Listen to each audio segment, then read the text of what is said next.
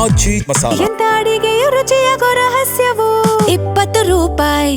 ಬೆಂಗಳೂರು ತಾವರೆಕೆರೆ ಬಳಿ ನಕಲಿ ಔಷಧಿಗಳು ಪತ್ತೆಯಾದ ಪ್ರಕರಣಕ್ಕೆ ಸಂಬಂಧಪಟ್ಟಂತೆ ಈ ಪ್ರಕರಣ ಸಂಬಂಧ ಎಸ್ಐಟಿ ಅಧಿಕಾರಿಗಳಿಂದ ಮೀಟಿಂಗ್ ಮಾಡಲಿದ್ದಾರೆ. ಮೀಟಿಂಗ್ ಮಾಡಿ ಮಾಹಿತಿಯನ್ನ ಕಲೆ ಹಾಕಲಿದ್ದಾರೆ.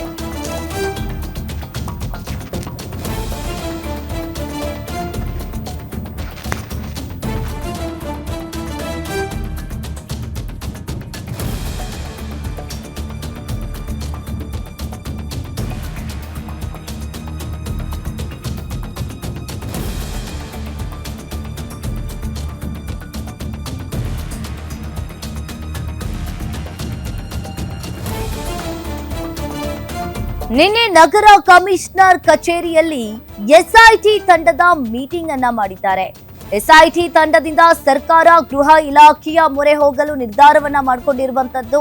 ಇನ್ನು ಪೊಲೀಸ್ ಎಸ್ಐಟಿ ತಂಡಕ್ಕೆ ಡ್ರಗ್ಸ್ ಅಂಡ್ ಕಾಸ್ಮೆಟಿಕ್ಸ್ ಬಗ್ಗೆ ತನಿಖೆಗೆ ಅವಕಾಶವಿಲ್ಲ. ಇನ್ನು ದೂರಿನ ಆಧಾರದಲ್ಲಿ ಕಾನೂನು ರೀತ್ಯಾ ಕ್ರಮ ಕೈಗೊಳ್ಳಲು ಮಾತ್ರ ಅವಕಾಶವಿದೆ ಅಂತ ಹೇಳಲಾಗ್ತಾ ಇದೆ.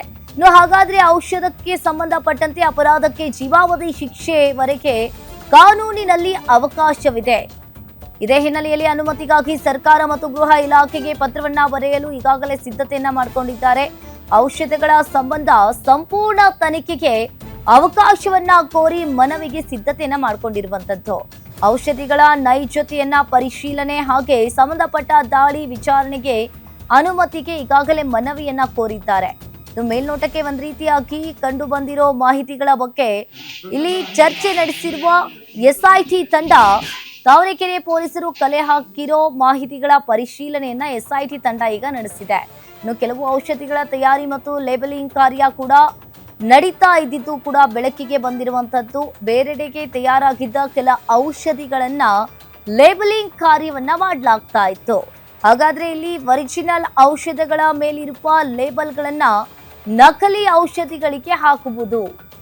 ಒಂದ್ ಕಡೆ ಕೆಲವು ಔಷಧಗಳನ್ನ ಬಳಸುವ ಸಂದರ್ಭದಲ್ಲಿ ಮಾತ್ರ ಓಪನ್ಗೆ ಮಾತ್ರ ಅವಕಾಶ ಇರುತ್ತದೆ. ಆದ್ರೆ ಅಂತಹ ಔಷಧಗಳನ್ನ ಓಪನ್ ಮಾಡಿ ಬೇರೆ ಬಾಟಲ್ಗಳಿಗೆ ಟ್ರಾನ್ಸ್ಫರ್ ಅನ್ನ ಮಾಡ್ತಾರೆ. ಇನ್ನು ಸಾವಿರಾರು ರೂಪಾಯಿ ಬೆಲೆ ಬಾಳೋ ಔಷಧಿಗಳನ್ನ ಕಮ್ಮಿ ಬೆಲೆ ನಕಲಿಯಿಂದ ಫಿಲ್ ಮಾಡೋದಿತ್ತು. ಒಂದ್ ರೀತಿಯಾಗಿ ಔಷಧಿಗಳನ್ನ ಇಲ್ಲಿ ಮಿಕ್ಸಿಂಗ್ ಕೂಡ ಮಾಡ್ತಾ ಇದ್ದಾರೆ. ಮಿಕ್ಸಿಂಗ್ ಸೇರಿದಂತೆ ಹಲವು ವಿಚಾರಗಳು ಕೂಡ ಪ್ರಾಥಮಿಕವಾಗಿ ಈಗ ಎಸ್ಐಟಿ ತಂಡ ಕಾರ್ಯಾಚರಣೆಯಲ್ಲಿ ಬೆಳಕಿಗೆ ಬಂದಿರುವಂತದ್ದು. ಕೆಲ ಔಷಧಿಗಳನ್ನ ಈಗಾಗಲೇ ಒಂದ್ ಕಡೆ ಎಸ್ಐಟಿ ತಂಡ ತನಿಖೆ ಕೂಡ ಮಾಡಿದೆ.